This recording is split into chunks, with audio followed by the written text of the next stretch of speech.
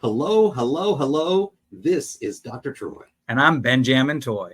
We're broadcasting from the Cohesion Culture headquarters in beautiful Charleston, South Carolina, where even when it rains, the sun still shines. You're going to hear real-time stories from leaders confessing their most crucial or recent uh-oh experiences in business. Learn what their uh-oh cost them, steps they took to fix it, and how they planned to not do that one again. Well, welcome, Kandi. Great to have you on the Uh-Oh Conversation with Cohesive Leaders podcast. Thank you. It's great to be here with both of you.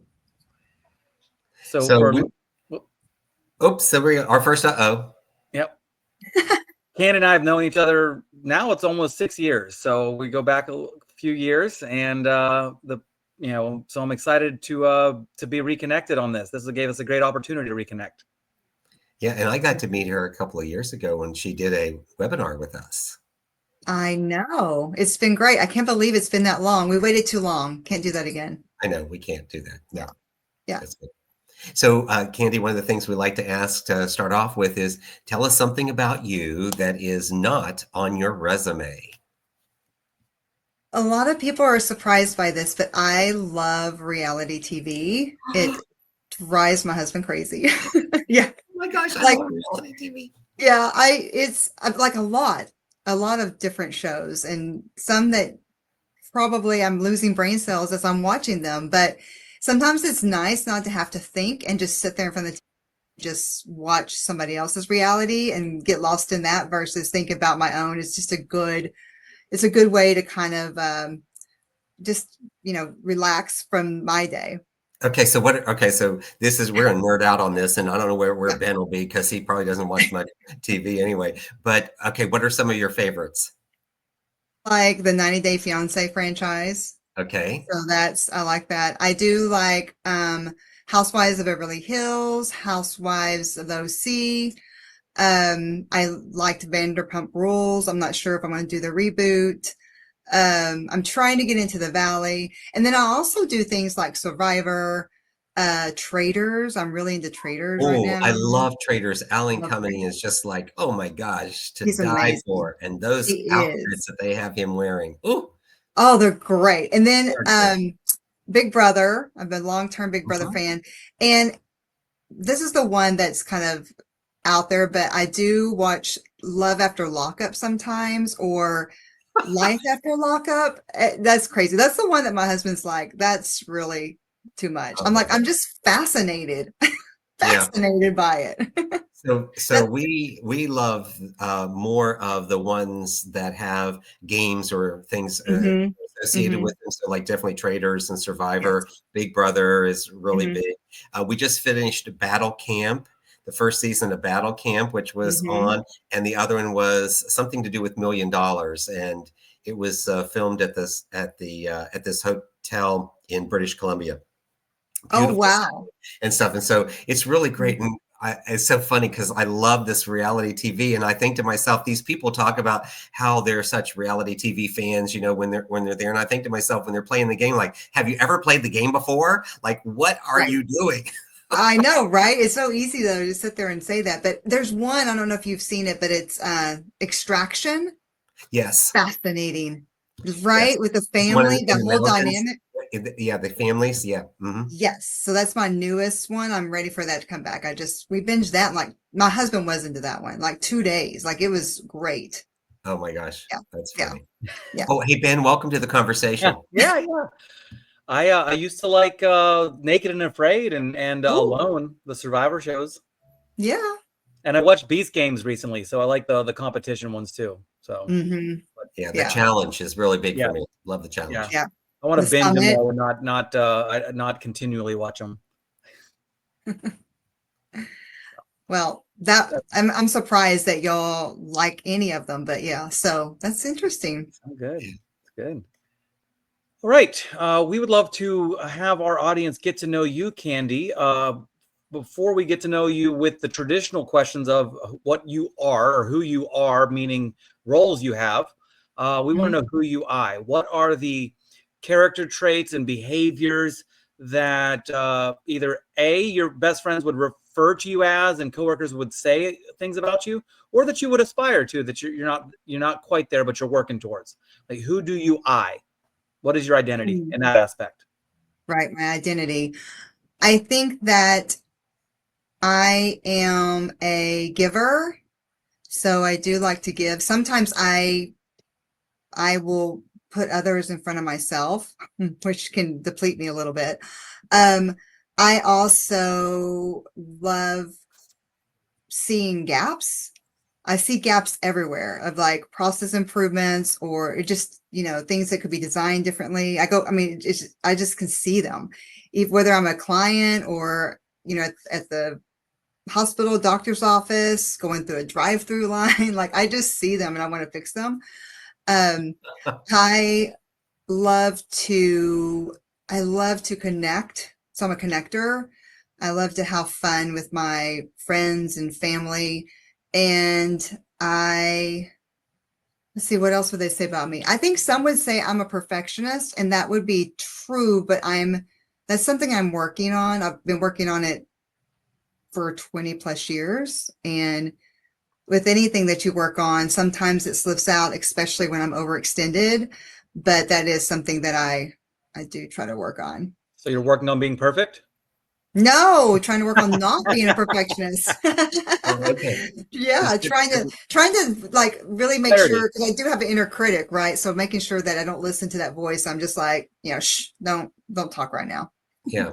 Well, it's also important, it couldn't let you get by without, saying something on this. But when you talk about trying to do something, it's really limiting language.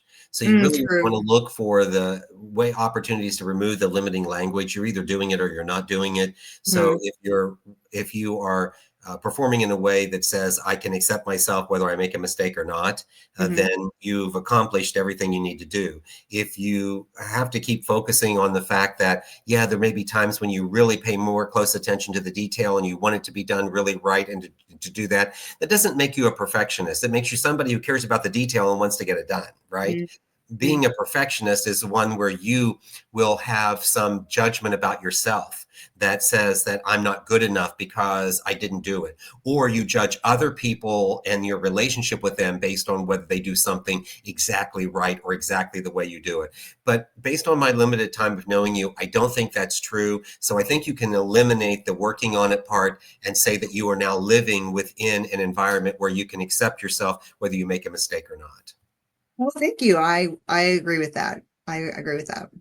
Excellent. Great. Yes. And so speaking of accepting yourself, whether you do well or not, we're going to do the uh-oh moment here. So part of this is about helping individuals learn through mentoring or mistakes, mishaps, however that works. And so, Kandi, we've asked you to think about an uh-oh experience that you'd like to share with us. So tell us about that. Sure. There were so many uh-ohs. I think one that's fairly recent, but also impacted multiple people, is the one I want to share. And so each year we do our incentive plans, so pay plans for our different roles. And one role that is extremely important with the company is the client experience role. And that's similar to like account manager. So they are the person who is with our clients, knows our clients, just worked, they do a tremendous job of making sure we are exceeding the client experience. And we had a new person in charge of that group at the C-level and was my peer and had been there for a few months. And so as we're working on the comp plans, normally it's the leader and we have a couple of people in our people experience group, HR group, that work on that with the leader. And then it's approved by myself and the CFO. Process, right? It's documented, it's there, we know it, we talked about it. So I did talk about it to this leader, and the leader felt confident that he's got it. And I had confidence in him too. And so, got the plans, approved them. And then they were rolled out. Okay. And the next thing I know, we're hearing from a lot of people, unhappy people. So trying to figure out what's going on, talk to a few of them. Actually, a few of the client experience people reached out to me and wanted to talk. And so as I looked into it, I realized that I had made a mistake by not, or assuming that our new leader had it, that he really understood. It was his first time. And assuming too that he probably did the same thing with our people experience group. And he was so confident, right? And so just took that confidence and let it go versus checking back in, making sure he understood everything. There was a lot on his plate at the moment. There was a lot. And so doing that, it really hurt his reputation, and he was new. It hurt my reputation. It put the function at, in a bad place, because obviously people experience and finance really own that process. So it really put a lot of, a lot of spotlights and a lot of distrust in that area, because anything to do with pay, I mean, I get it. Yeah. Like, I don't, so, and those employees, all employees are important, but those employees are on the front line day in and day out. And the last thing we need them to worry about is the pay. And so it was critical. So we jumped on it. Obviously, let the CEO know what was going on. But when I went to the CEO, I let him know what I was going to do. Here's what's happened, and here's what we're going to do. Any advice? Yeah. One thing, Kandi, the one thing I should clarify here, because I forgot to ask you your role before we started into it, which I know that Ben just didn't want to interrupt me. He was being so kind and nice about that. Sure, yeah. Part of your role is because you're in HR, right? Right. Chief People Officer. Right. So that's HR. in HR. So taking care of people is like an important thing for you. It's a huge important thing. And obviously, when you take care of people, part of it is their pay. That's a really important part, right? It is. It's sort of like when you go to the grocery store and they mess with my eggs and my bread, I am all up in arms. It's the same thing with employees' pay is kind of like the bread and eggs and relationship to the grocery store, because you don't want to have cracked eggs when you go home, and I don't want bread that looks like it's smushed together, because if it is, then I would have just bought a bagel to begin with and I wouldn't have worried about a loaf of bread. So right, exactly. It's exactly like that. I mean, it creates a lot of emotion. Yeah. And which could be sadness, disappointment, anger, like a lot of things, right? It could turn into, I don't want to work here anymore. And this whole thing about the individual having confidence and you trusting that person having confidence, is that, so at what point did you decide that this was a mistake? When I talked to a few of the people in the role that the rollout happened to, they felt safe enough to come talk to me and said, this is not like our normal process. What did y'all do? What were you thinking? Here's the impact to us. Right. And so, and it was people that I knew were not, they didn't raise the flag often. Right. So it was definitely people that took things very seriously. They believed in the company and they felt that it wasn't something that we would normally do. And so they knew something was off. And so that's when I realized. And one of the first things I did is we have a group that we call a council. And that's our, I would say, culture ambassadors, but I mean, even more than that. And so anytime we need real feedback, like to tell us exactly what's going on in real terms, not try to sugarcoat it or make us feel good as leaders, like they're our group. And so I called a meeting with that group and said, look, and some of them are in those roles. I said, here's what we did. Here's what's going on. What are you hearing? What can we do better? What do you suggest? And so they had great ideas. And so I made a commitment to them that I'm, let your peers know, let them know that we're working on this and I'm personally going to handle this. And so I took the information and I got with my peer who rolled out the process. And of course he was devastated. Work together because I wanted, I mean, obviously I learned a lesson, but I wanted to also take him along so that he could follow along with the to see what happens when we have we mess up. Yeah. Like, how do we do things here, and how, how we use our employees and their voices, and then what do we do personally, since we are a remote company? How do we make it right when we can't be in person? And so, and then also, so we did that first. The first thing we did, and obviously I spoke for him. Yeah. And that's really great. And I know Ben's going to try to jump in here with a question soon, Sure. because if not, he's probably going to go to sleep on us over there. But I want to, the thing is, there's some key things here that I don't want to get lost, because so much time between when you say them and we make a clarification point. But one of the things that you mentioned to us that before we were on the podcast, before we were on air, was that you talked about giving of to others before self. And so I know that that's a very important component for you. And there's nothing wrong with that, by the way, from a leader perspective. As a matter of fact, transformational leadership specifically says that we will spend time focusing on the needs of others before self. So it's not a martyrism. We're not sacrificing ourselves. We're just putting the needs of others before self. And so that came true to me just hearing it one more time when you said, I wanted to bring him along. It was like, it was so important. And it also is that you subscribe to a definition of leadership that says that you are really looking to enable the success of others. You're helping them either remove barriers or provide resources, in addition to the way they think, and also stimulating them. I mean, all of that is all part of that leadership piece.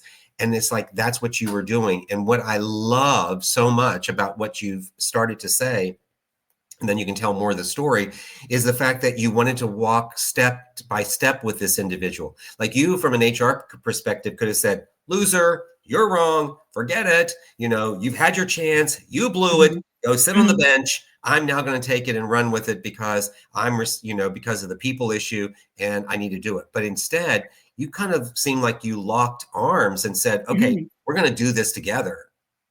Yes, absolutely. That's awesome. That is totally awesome. Before you tell that story, I'd love to just know a little bit more on what did the mistake cost you on the short term, or even what long term. I want to hear the fix, and I want to hear how did the person that had the confidence, how did they react to the issue? Like, you took them along, but like, what was it? Was it defiance? Was it disbelief type of deal? But first, I'd love to know, like, what was the cost to you, either short term, or did it get changed after you had the fix? Right. I think in the short term, obviously, it was trust, because we are, at the company, very transparent. We try to communicate. We really believe in our employees. And so if there was going to be a huge shift or change, they're used to us coming forward and saying, hey, let's run a pilot side by side, or, hey, this is what's happening. And it really wasn't that large of a change. It was how it was communicated and how they saw it. But but going back and trying to show them the difference, it was hard for them to trust, and I don't blame them. So there was some mistrust. And then if you think about it, like the next time we had an incentive plan rollout, they were anxious about it and asking about it, and I don't blame them. And so we continue to over communicate and make sure that they felt comfortable. So that for the short term, it really eroded some trust. Thank goodness we had trust built up, but it did make them worry about what's happening here. Are you changing things? Is the company going in a different direction? Do you not value our role? It just had them think about many different things. And as I mentioned, they have a very important role. And so if their mind's there, did it take more effort for them to do their job, right? Were they feeling a little bit burned out? Like, I'm sure there's some things there. And I think, again, in the long term, it just made it where we had to put more time into the process, where before it was a process that typically didn't take that long because there was trust. And so, and obviously it took time of myself and my peer as we went around and worked on the fix. That took a lot of time too. And potentially, it could have caused issues with our CEO, right? Our CFO, it could have caused trust between our team because, we made a mistake. Right. Right. And so luckily our CEO is not like that. And because I came with a solution and let him know what was going on, he felt confident that we would get it fixed and then obviously reported back. So, but it did cost in many ways. Yeah. All right. So, the fix, what was the approach? Like how was the person that made the issue, or how did they respond to it? And at what point did they realize it was a problem? Right. So I reached out obviously and said, "Hey, we have an issue." And so we jumped on a call and talked about it. He was, because he was fairly new and our culture is different than a lot of companies in our industry. He was kind of shocked, right? He was shocked he thought he communicated, he thought it was understood. And I believe that because they were probably being nice on the call going, okay, right? Like, okay, and then probably thought about it and thought, wait, what's going on here? And then started talking. So he was shocked because he didn't see on their faces what they felt in the current state. He was very open to fixing it. He was like, what do we do? I mean, obviously these people reported into his functions. And so he did not want to leave it lingering. He wanted to correct it really quickly.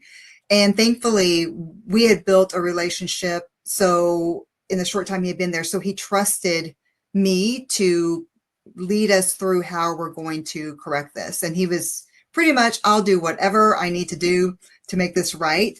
And he was very open. He's like, I'll fall on the sword. I said, it's not just him though. Like I had a responsibility there too, to make sure through his first time that it was handled in the way that we always handled it. So, and was quick to move and realized this was very important and moved his calendar around to make the fix happen. Yeah, that's really, because you said, he felt that he communicated well. By chance, was it there was only one medium of communication? Was it only like live calls, or was there just not normal? Is there normally emails and videos recorded and all that? Is that part of the reason, or what were the actual technical things that wasn't the way you normally do it? Right. I think, yes, normally we do video calls and we do, right, with their plan where they can see it, sign it. I think the difference is, again, I said we're very transparent and we usually go into detail of almost like show and tell of like, here's exactly what's different. We don't sit there and help like make, we in writing, it does show the differences, right? And this is what it looks like. But we typically go in more detail to say, if this was this year, like this year or next year, this is what you would make, or these are the slight changes. And here's why we did it. Here's what we're thinking. Here's why we feel like it's not going to impact you this way, or here's what's different in our process or clients or approach. So we really dig into the why more and obviously ask for questions. I think because he was a new leader from the outside, they probably didn't feel comfortable asking questions. I do feel like if I was there, we probably would have got more questions. right. I spend time directly with the council, which rotates often. I'm often responding to our surveys. So I'm very much always asking and open to listen to our employees and their concerns. And there are, especially in that group, I know a lot of those and worked with them before on some different projects. And so I feel like they would have been more open to ask questions. I felt, and that was a miss for sure. That leads me to another question of, okay, so because the conversation is a two-way street and they didn't feel comfortable, what are steps looking forward that could have been done or done differently where they felt comfortable to ask those questions to someone new? Like, where does that playing field get leveled, or what are steps now looking back, things you didn't do, but what could you do in an environment like this so that the conversation can be two-way? Absolutely. I think one would have been, obviously I'm there, right? They're comfortable, for them being comfortable. But another way, and we do this approach now with a lot of different things, but another way would have been to have the meeting and then open up a retro board. We often do this. It's called the retro board, but we gather feedback. And so it can be anonymous. And so we could have a board that says, for example, like, what do you like? What do you not like? What's confusing? Or something like that, right? We could come up with some good questions. Loop. Yep. Feedback loop. And so then they could fill it out anonymously. We could look at the themes, and then we could hold what we call office hours. And if you want your question answered, you're not good where it's at, or you want more information, you could come to the office hours, but it's not required, right? And so we could hold a couple of those and answer those questions. I think that would have been a great way to handle it. And we do that often now with many different things.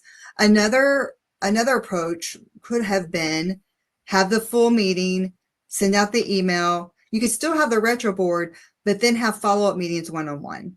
Yeah. And we do have on tracks, we have meetings with our employees once a month, but instead of waiting for that, maybe move that up and get everybody in the days following, or they had a couple of weeks to sign. So before that, as soon as possible, have those follow-up meetings, just a quick check-in. And I think that would have built a relationship too. Start building the relationship to see he is open, he's really caring and asking. So I'm sure there's many more ways, but those are a couple of things that we actually changed going forward with how we approach different things. So what I'd add to that, having done something similar, rolling out incentive program for a large group of individuals, because as we said before, you mess with people's pay, makes people crazy. Yes. And definitely showing examples of what it would look like today based on the new model versus what it was the old model. That's a great place to start. The other thing we did is we know that within our employment group that there are a certain number of individuals who are part of the grapevine. They're the anchors of the grapevine. They're the individuals who will have the most to say, and they're sometimes the most influential. Maybe they've been there the longest.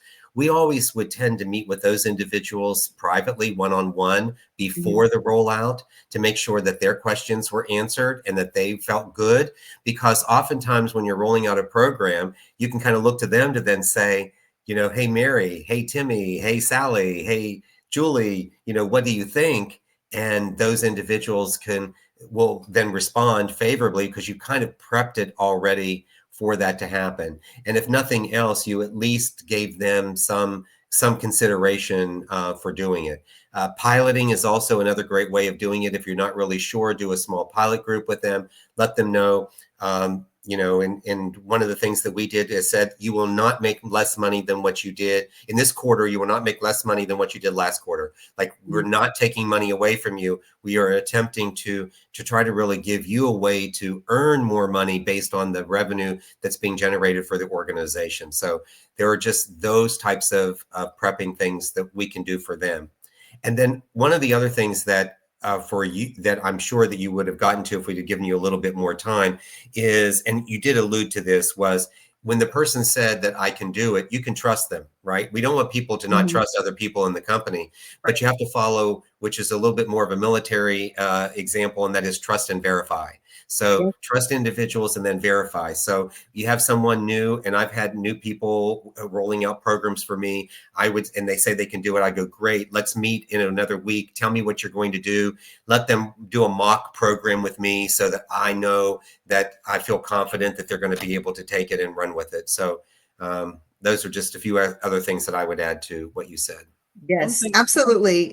The thing I love about all those are great. And I think one of the things that we did take away from this incident, and we use in many other things, is you talked about people who are listened to in the organization, right?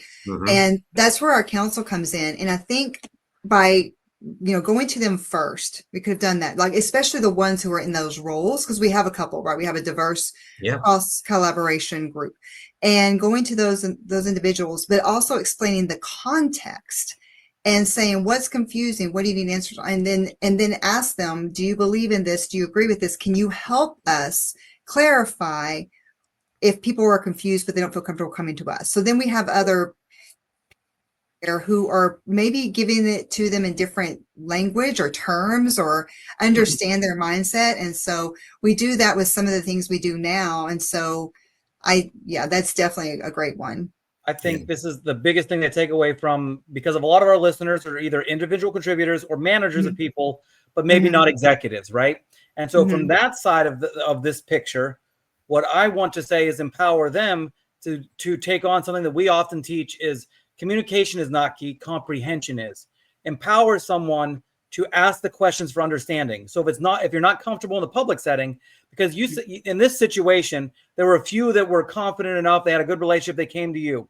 But if there's not those yet in the company, or the personality of this leader is too much for anybody to say anything, for the culture overall to empower them to ask questions on a private level when they are confused or there's ambiguity. And so that's an empowerment move. So for those listening that are not in you're on the receiving end of this information, ask the questions. A confused mind distracts you from doing your work. And then you may be thinking about this issue, and then the bosses see that your work is suffering because you're worrying about this. And then it's just this cycle that happens. So, ask the questions, don't allow ambiguity. And definitely, Ben, the way you approach that, not only is it the responsibility of the person, but the one thing you also know too is that when the leader asks in front of a whole group of people, how are things going? Everyone's going to say it's fine. People very rarely will stick up their hand and say, no, it sucks, or it's different, or it's wrong, or whatever. There can be a few times when that can happen, but for the most part, it doesn't. It'll happen more when people get fed up, but for the most part, people will say it's fine. And then they'll go in their own little corner and they'll talk about it. And then they'll try to answer everything. And they're not even the person who put it together, but they're going to try to do all the answers. So it's really creating that safe environment where individuals will be able to speak up and know that if you truly want to know how people feel, you can't ask them on a Zoom call, how are you doing? But I will tell you a trick to that. One of the ways that I've done that is I will tell them to go to the chat function, select my name. I want you to type to me what you think about the material that has just been delivered. I will use that information, but not loud you out. And because you didn't send it to everyone, now I can see it. And I will have people do that, where they will fill in that information. I then have an opportunity to view it, because oftentimes Ben and I will do training. So we do online trainings, and I need to know right then, how are people feeling about this before I end the call, before I end the training. So it kind of works in a similar fashion for even rolling out programs if you want to get that one-on-one connection. You're exactly right. And that was part of the fix. I mean, we needed to get in front of them really quickly because they were talking about it. It was impacting their mind and mindset and probably their work, who knows? And so if nothing else, it probably caused a lot of stress on their bodies, and it was probably seeping into their family life a little bit. So we called a meeting with everybody initially just to apologize to all of them at the same time. I apologize, and told them I made a mistake. And he did the same and told them we would not let this happen again. And here's what we're going to do to ensure it's not going to happen again.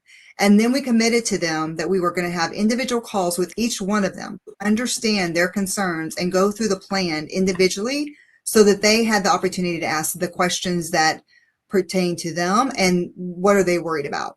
And so we did that really quickly. Like I said, he moved his calendar, changed his calendar, because he has more outside meetings than myself, and so that sometimes that can be challenging. But we got it done really quickly, and we met with each individual person so they could ask their questions and tell us what's wrong, what are they seeing, where are they confused.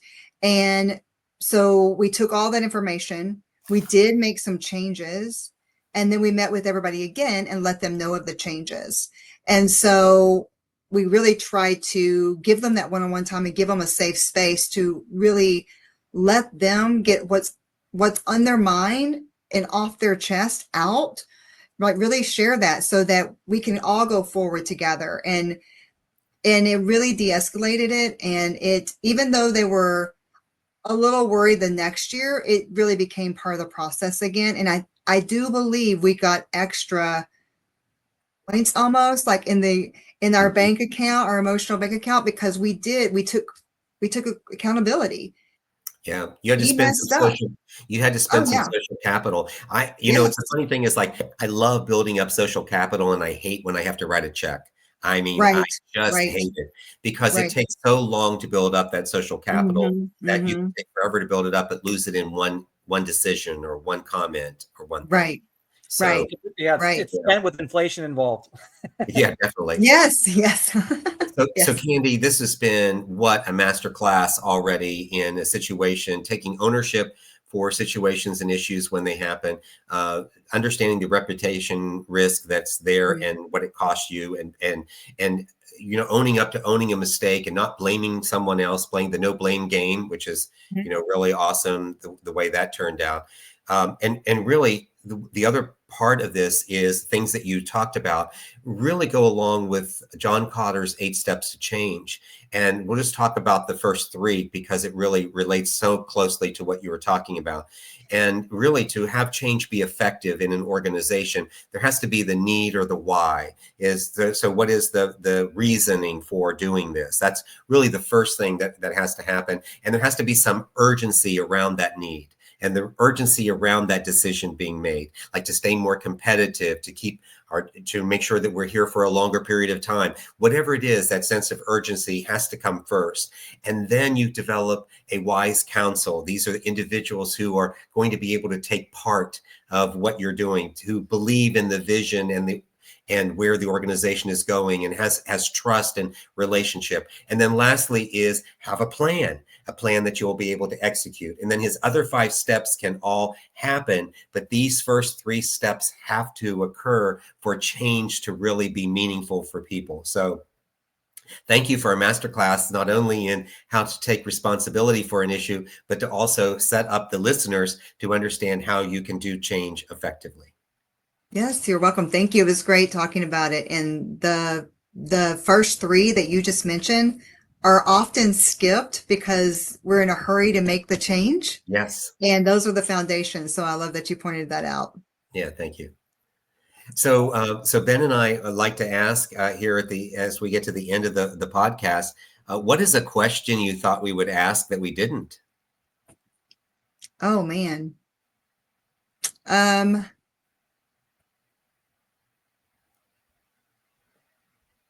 It's okay. Silence is cool. I know. I don't know. You know, I actually expected you to ask more questions on the front end around things that people don't know, or I expected a little, like we did talk about it, but you joined in. I expected like maybe some follow-up questions that were more directed around other things that maybe would be interesting to share. But because I know y'all are both really about connection. And so I was kind of expecting there's going to be more there. Yeah. Okay. Well, that's good. So Yeah. we may have let you down by not having that question. But if there was, like, what would be the other piece of detail that you would share then? So if we were to open it up and to say, okay, share us some more of those details, what would you share? Share that I'm adopted and I met my birth mother and she saved me because she let me know that she'd had breast cancer twice. And so after meeting her on the phone for the first time, I had a mammogram and was diagnosed with breast cancer. So that's something that's very Wow. interesting. Yeah, yeah. And then I eventually met her in person on the doctor show. Okay, now Yeah, that's completely mind blow, right? So, yeah, we've had this intense conversation about leadership and we transition to this personal piece of information, which is so wonderful for you to be able to share that and to And that feel. was a reality show that you were on, right? I know Well, yeah, I didn't think about that. it is. It's like, oh my Talk God. show, So, yeah, we kind of had that surprise element where we surprised her. She didn't know I was going to be on the show. So yeah, that kind of had a little bit of the reality talk show. oh, I love that. I love Yeah, it. yeah. All right, Ben, what would you like to say and wrap up before we close with our mantra? Well, I'm just so grateful for the time here, and to some degree, I just love that we were able to. Again, our audience is going to trust whoever we bring on, that they are experts in their field or they're leaders in some capacity, and that we want to mentor through mistakes. And so the meat of this was just such a good way of just owning it, owning a challenge or the mistake, but also flipping it. So if you're on that receiving end, for them to know and be empowered of what they can do to help in case they don't have the voice speaking up for them, they could be that for themselves. That's great. And just like we end all of our Cohesion Culture programs with this mantra, you don't have to know everything. You just need to be teachable.